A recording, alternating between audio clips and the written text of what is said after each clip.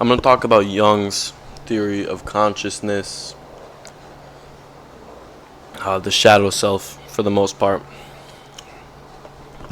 So, to begin this, let's get some context. Sigmund Freud's theory of consciousness: the id, the ego, and the superego. So, the id is the incessant desires of man, right?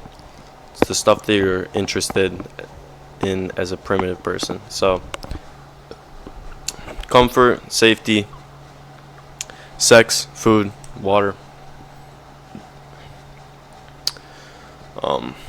That's really it.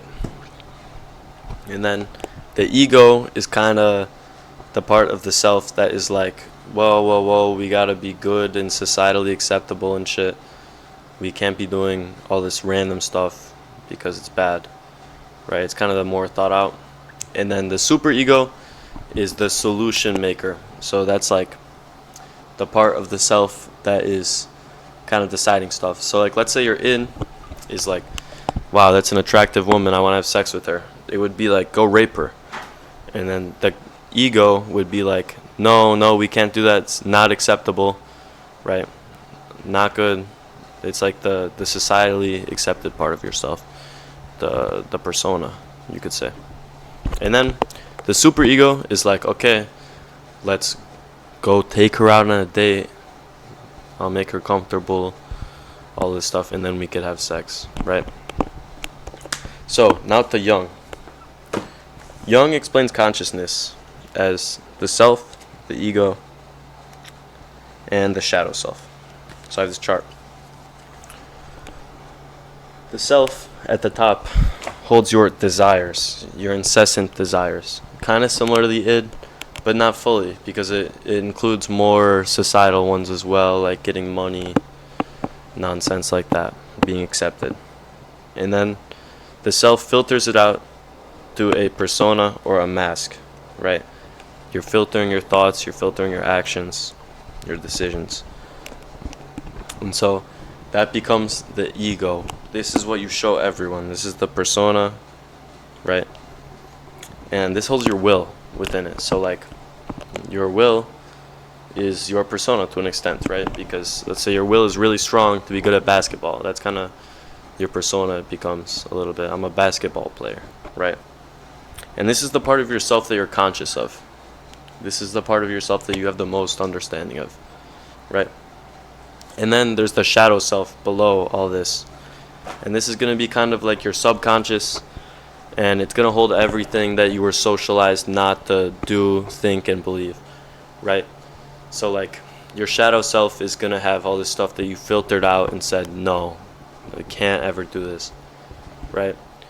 And this is normally done through the process of socialization that begins when you're roughly 4, depending on a lot of stuff, obviously, right? So like, socialization is like in elementary school when you're told treat others how you want to be treated. It's like kind of the part of yourself that gets pushed down because it's not societally acceptable, right? Be clean, all this shit. But there's parts of the shadow self that are beneficial, Jung argues, right?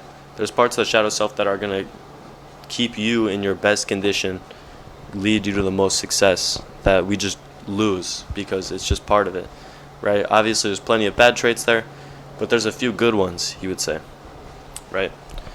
And we just stop them just because. Part of the shadow self is also the anima, and that is the female. I talked about this in my Jung video. It's the female aspect of the man, right? So like, it's the female subconscious residing within you. And so during younger ages and early and like adolescence, right, it's kind of like your mother. So it's like all the stuff that your mother taught you to do. So like, you're doing something dangerous and you're like, oh man, this is bad, like what if something happens? That's kind of the anima within you being like, be careful, you have things to do, that you have people to take care of, all this shit, right? I mean, obviously there's a lot more to it than that. But Jung would argue that mastering the shadow self is the key to success. This I would somewhat agree with, actually, because to understand your shadow self, to understand these parts of yourself that you've suppressed, you will have a greater understanding of your subconscious and these issues within your life. Because think about it, most people have a cognitive dissonance that they're not conscious of, right? Nearly everyone, especially people with like anxiety and shit like that means you have a lot of cognitive dissonance. And to be like, well, I don't know why I feel like this, that shows that you don't understand the self at all. You don't understand what you've suppressed within yourself, told yourself it doesn't matter, right? You psyoped yourself out of. This is interesting, actually. I just thought of this.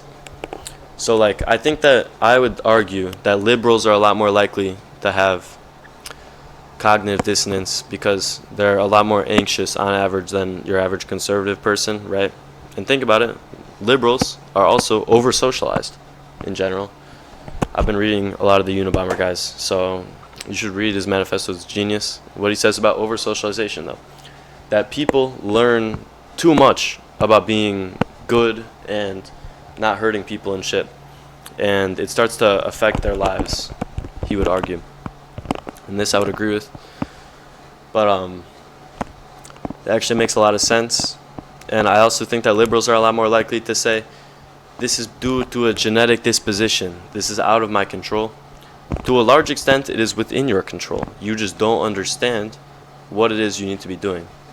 You feel anxious, you feel depressed, and you don't know why. You've suppressed the reason that you would feel this way. You've told yourself, you've psyoped yourself out of it, right? It's very real thing. And it's not to say that that's for everyone, of course not. But I do think that a large aspect of being anxious or depressed and not knowing why is because you've suppressed the initial desire that you have.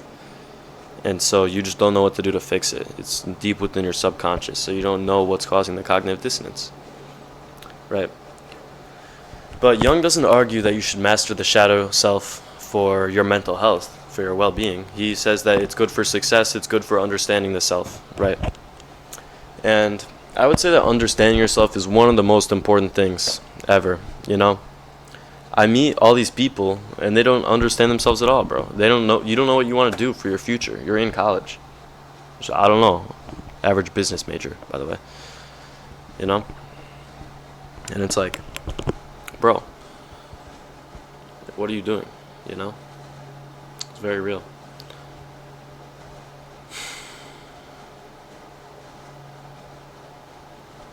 Yeah, I don't know, guys. I just think that, like, to grow to understand this self that you've suppressed for so long, typically due to socialization for the most part, but it's not even just like oh, be nice to everyone shit.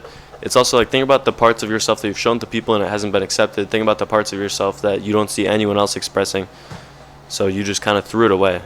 And the thing is, well, when I say think about it, you can't really, because this stuff is deep within your subconscious. You don't even know. But like, just, I guess you could imagine, right? Just think about the average person going through their lifetime, all the incessant desire that gets pushed through the persona, and it can't go there, right? It can't be shown to others. And after you do this for a little bit of time, it just disappears. It starts to dissipate, right?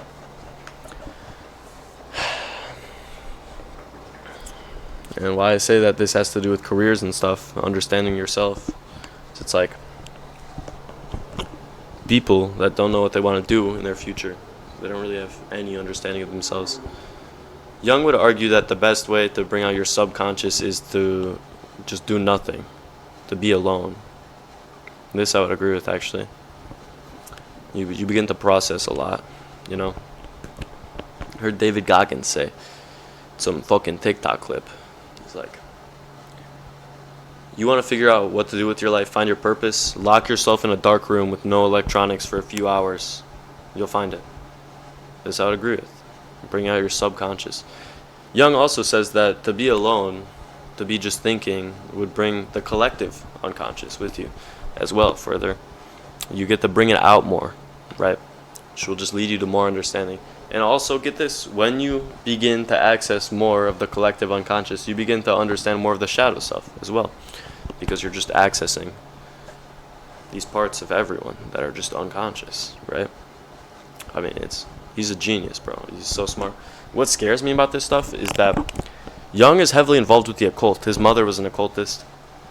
He writes an unbelievable amount about these pagan traditions and stuff, pagan myths. He's very understanding of it.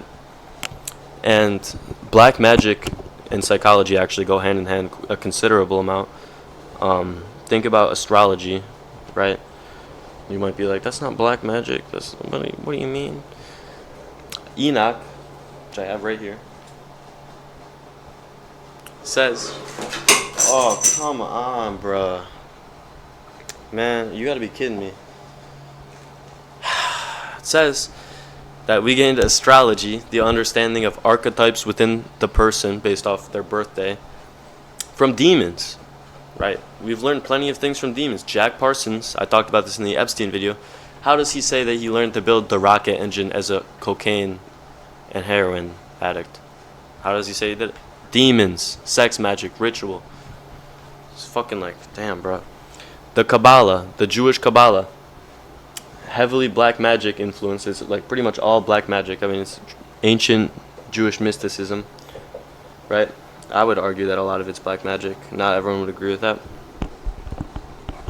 It's also what the Freemasons practice as well. Crowley writes confirming it quite a bit. What does it say about numerology? What does it say about the archetypes of man? It says that there's archetypes within man. Jung also says that there's archetypes within man. He kind of writes it in a more understandable way. So I actually believe him on a lot of this stuff that can't really be proven. You can't really prove that there's a shadow self within people. You can't really prove that there's archetypes, especially if you're a humanistic psychologist. But I mean, with some creativity, I think that it's very easy to understand. I really do. It's very scary stuff. But yeah, guys, I hope that you understand this this painting of the shadow self. I hope you understand its importance, right? I said this in my last video, but like, your subconscious makes the decisions. Your consciousness brings it up, right? So like, I could say, are you picking A or B? It's like if I were to do the trolley dilemma thing, where it's like you pull it and you kill the one person, or you leave it and you just don't know, or like it kills the four or whatever if you just leave it. Your subconscious already picked the answer. You could think to reason, oh, this is why I picked this, and make it make sense to yourself, but the reality is that it already knows, you know? So it's very important to grow to understand this. Alright, guys. That's it. I hope this makes sense to you. Comment if you want to hear any videos. Let me know any thoughts that you have on this. I hate it that people call this dark psychology, bro. Like, shut up, you fucking bitch.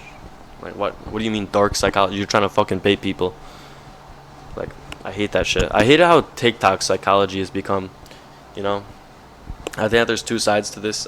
Bro, I'll record about this a different day. Like, shit. I have so much to talk about that. It's very off topic. But, yeah, guys. That's all. Thank you.